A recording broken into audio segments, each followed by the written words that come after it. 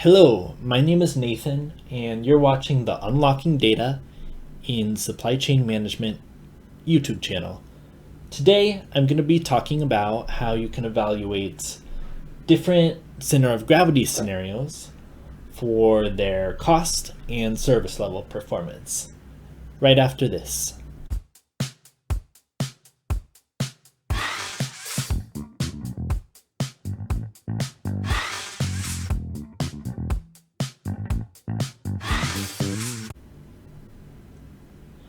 So before jumping into a distribution network redesign, one of the main analysis techniques that's used is called center of gravity analysis. Center of gravity analysis is a way to use optimization modeling to minimize the total weight distance required to reach all customers in your network. It looks at different facility counts and optimizes the locations of those facilities to minimize that total weight distance. So a center of gravity analysis with one facility is going to have lower distribution costs, slightly higher outbound transportation costs, but it's going to have the lowest service level performance of all the alternatives. While a center of gravity analysis with more facility counts is going to have higher distribution and warehousing costs, probably lower transportation costs since you have less distance to reach all customers. But it's also going to have the highest service level performance. So before jumping into a distribution network redesign, you're going to want to know what your service level constraints are to reach your customers, and also what the service level constraints are for different products in your network, so that you know which products you can centralize and which ones need to be distributed to be closer to the customers. So let's dive deeper into what this dashboard is saying. So in the baseline network, there are two facilities, one in Atlanta and one in the LA area. And that's about $30.5 million,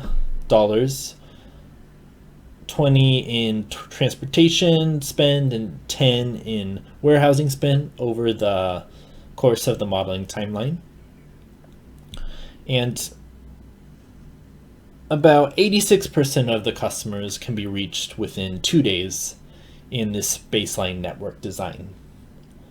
Now, let's say that you decide that you don't actually need to reach all customers within 3 days, that your priority is reducing your distribution network cost so that you can either hold on to those profits or pass those cost savings off to your customers. In that case, you might want to shrink down to one distribution center in your network. And the center of gravity analysis says that Denver is the location that minimizes the total weight distance to all customers. So while the baseline network costs about $30 million in combined warehousing and transportation costs, by changing to a one DC network in Denver, that should reduce the total spend to about $26.7 million over the modeling timeline. But it's also going to reduce the maximum service levels you can achieve because you're not as close to those customers on the East Coast and you're not as close to the customers on the West Coast in a 1 DC scenario where the facility is in Denver.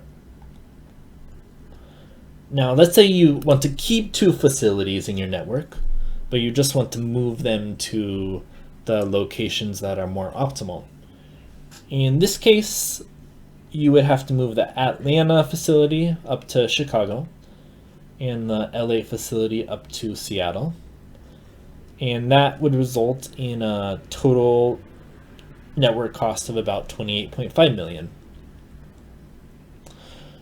But let's say you decide with your supply chain strategy that what you really need is to reach all customers within 2 days. And right now with 2 facilities, you can only reach about 88% of customers within 2 days without paying for a lot of extra express shipments. In that case, you would probably have to add a 3rd facility to reach the customers down here in the Southwest within 2 days. And you might need to put a facility in Denver as well.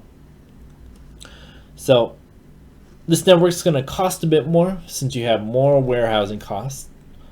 The outbound transportation cost is going to be a little lower since you have total overall lower distances to go to reach all of the customers. But in this 3 DC case, you're going to reach about 99% of customers within 2 transit days. So a couple of words of caution before I go. In this analysis, I haven't shown things by product level, and I haven't shown anything on inventory costs. So before you implement the results from a scenario like this and move your DCs, you're gonna want to make sure that you do a comprehensive cost and service level analysis for all of your products and all of your customers to make sure that you're achieving the right level of cost and service for each of those. Maybe for your slower moving products, you can centralize them in a center DC. But for your faster moving products, the ones you want to reach your customers more quickly, you'll need to distribute those from DCs that are closer to where the customers are. So, in summary, that's how you can use center of gravity analysis and simulations to evaluate the cost of different facility counts in your network. If you enjoyed this video, please like and subscribe to it. And let me know in the comments if you have any questions about logistics modeling or supply chain data visualization, and I'll be happy to get back to you. Goodbye.